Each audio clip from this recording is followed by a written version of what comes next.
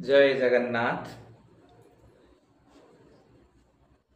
आज आम आलोचना करवा मेडिटेशन आसन विषय बा ध्यान आसन।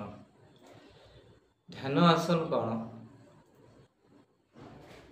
ना ध्यान आसन है आमे भगवान को प्रार्थना करने जमती आमे पद्मासन, सुखासन, सिद्धियोनि आसन, सिद्ध्यासन, अर्ध पद्मासन एवं वज्रासन यही केते गुड़े आसन आम साधारणतः व्यवहार करिथाउ।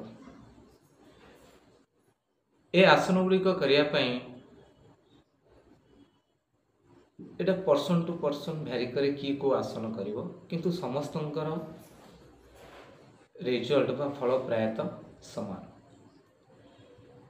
जहाँ को जो आसन करने द्वारा कंफर्ट फील करिवो तो से माने सही आसन को अनुकरण करने उचित। कारण जोगरे कह जाए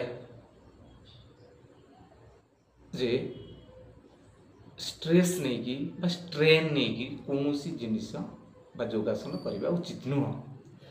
तेणु आमे साधारणतः आज देखिवा सुखासन एवं पद्मासन जे किपरि बसिबा उचित।